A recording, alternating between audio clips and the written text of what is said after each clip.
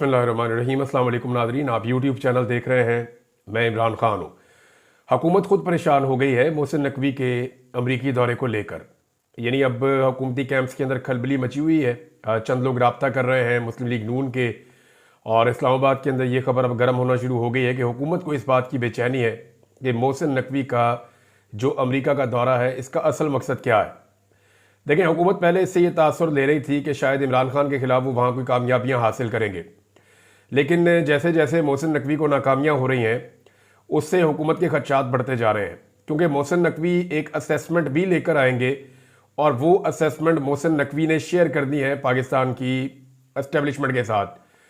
अगर तो मिशन ये था कि इमरान खान को वहाँ नुकसान पहुँचाना है या इंसानी हकूक़ की जो खिलाफ वर्जियाँ पाकिस्तान ने की हैं इन मामलों पर अमेरिका को मुतमईन करना है, तो फिर तो मोहसिन नकवी मुकम्मल तौर पर नाकाम रहे हैं।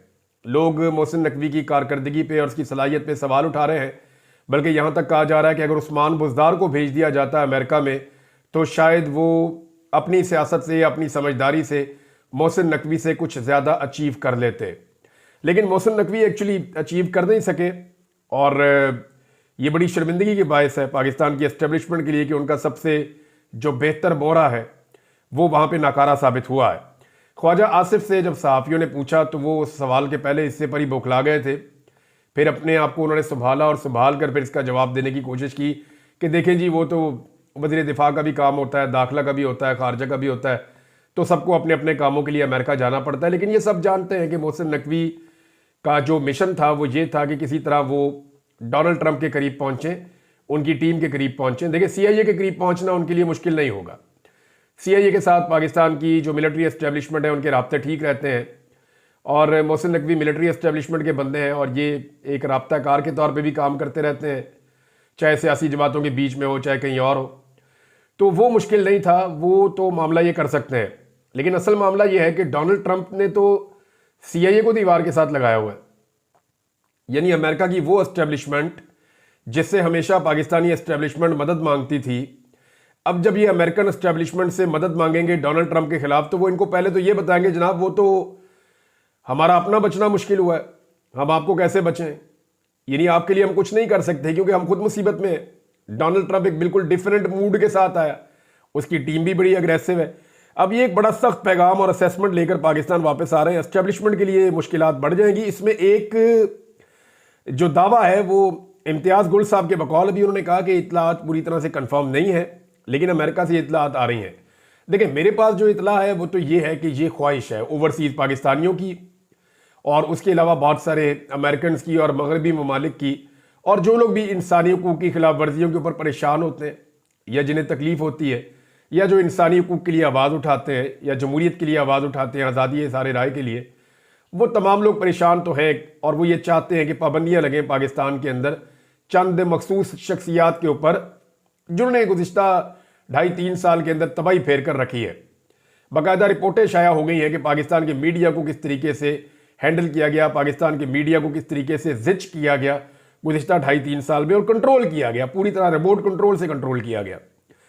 अभी ये इतला पूरी तरह से कन्फर्म नहीं है इम्तियाज़ गुल साहब के बकौल, लेकिन वो ये कहते हैं कि अमेरिका में ये फैसला हो चुका है और कुछ फहरिस्त मौजूद है कि जिसमें 2 दर्जन के करीब पाकिस्तानी हाई ऑफिशियल्स हैं एस्टेब्लिशमेंट और हुकूमत के, और उनके ऊपर पाबंदियां लग सकती हैं। ये बाकायदा लिस्टें बनाई हुई हैं ओवरसीज़ पाकिस्तानियों ने। इसमें साबिक आर्मी चीफ हैं, मौजूदा आर्मी चीफ हैं, साबिक DGI मौजूदा DGI उन्होंने डाले हुए हैं।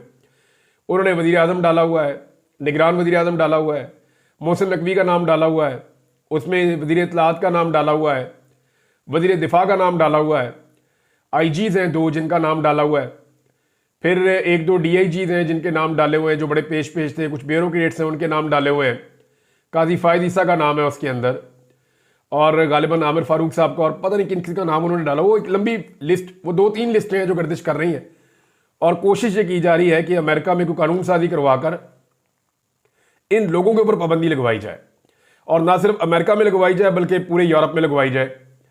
अब इस मामले से अगर बचना है तो मोहसिन नकवी साहब आकर बताएंगे कि वो बचना कैसे। वो बताएंगे कि हमारे पास कितना वक्त है पाकिस्तान के पास और कितनी जल्दी इंसानी हकूक़ के मामलात को और बाकी चीज़ों को ठीक करना पड़ेगा, क्योंकि उसके बाद एकदम से चीज़ें जो है वो कंट्रोल से बाहर चली जाएंगी। पाकिस्तानी मीडिया में पूरी तरह से ब्लैकआउट किया गया कांग्रेशनल ब्रीफिंग का, लेकिन बिलाखिर डॉन ने हिम्मत की और डॉन अंग्रेजी अखबार ने इसको रिपोर्ट कर दिया है। डॉन अखबार के मुताबिक अमरीकी कानून साजों ने और इंसानी हकूक की तंजीमों ने नई कांग्रेस पर जोर दिया है कि वो पाकिस्तान में फौजी अदालतों में सिविलियंस के ट्रायल के खिलाफ ठोस इकदाम इख्तियार करे और पीटीआई को निशाना बनाने वाले गैर जमहूरी इकदाम को वापस लेने का मुतालबा करे, कत्लेआम की तहकीकात की जाए। और ये पाकिस्तान तहरीक इंसाफ की या ओवरसीज पाकिस्तानियों की एक काविश है और ये ट्रंप हुकूमत बनने के बाद पहली एक्टिविटी हुई है। अब इसको पाकिस्तान में डॉन ने रिपोर्ट किया है। मैं उम्मीद करता हूं पाकिस्तान का बाकी मीडिया भी इसको रिपोर्ट करेगा। देखिए, अब ऐसा नहीं हो सकता कि आप आंखें बंद कर दें और आप खतरे से बच जाएं। यानी कबूतर जब बिल्ली को देखता है तो वो आंखें बंद कर लेता है। शायद कबूतर को लगता है कि इस तरह बिल्ली भी उसको नहीं देख रही, लेकिन होता यह है कि बिलाखिर बिल्ली जो है वो कबूतर को खा जाती है। तो इससे पहले कि बिल्ली कबूतर को खा जाए, कबूतर को आंखें खोलनी चाहिए। और हम कबूतर नहीं है, हम एक नेशन है, एक मुल्क है, लिहाजा थोड़े होश के नाखून लेने चाहिए। चीनी सरमायाकारों की गुज़िश्ता एक हफ्ते में दूसरी शिकायत नाजरीन सामने आई है। एक शिकायत उन्होंने ब्यूरोक्रेट के खिलाफ की कि वो मुझे कहता है कि अगर ठेके चाहिए और काम आपने यहाँ पे करना है तो आप जनाब मुझे बुर्ज खलीफा के अंदर अपार्टमेंट लेके दें। पहली तो ये ख्वाहिश सामने आई, उन्होंने लेटर लिख दिया नैब को। अब सिंध हाई कोर्ट से रुजू किया है चीनी सरमायाकारों ने। उन्होंने बताया जी कि सिंध की पुलिस हमसे रिश्वत मांगती है और हमें तंग करती है। वो कहते हैं जी जैसे ही हम एयरपोर्ट से निकलते हैं वैसे ही काम शुरू हो जाता है और सिंध पुलिस हमें परेशान करती है। अब एक तरफ ये दावा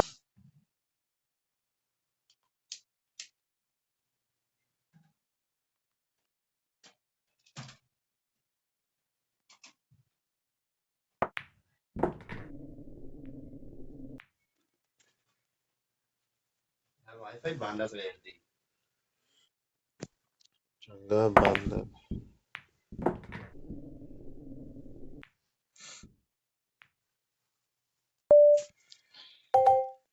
खानी खानी है है खाने हैं उसने बोले खाने मैं जानता हूँ खा रही तुम खाया है तो पास में एक आता नहीं खाती कुछ लो जाने थे हैं लो चलते हैं।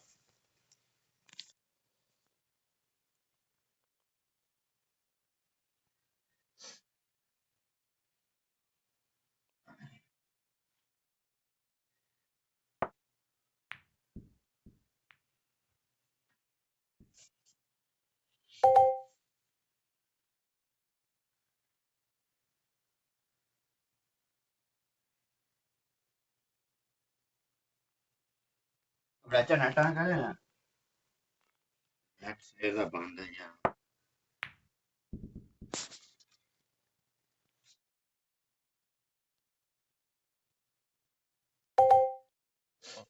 हाँ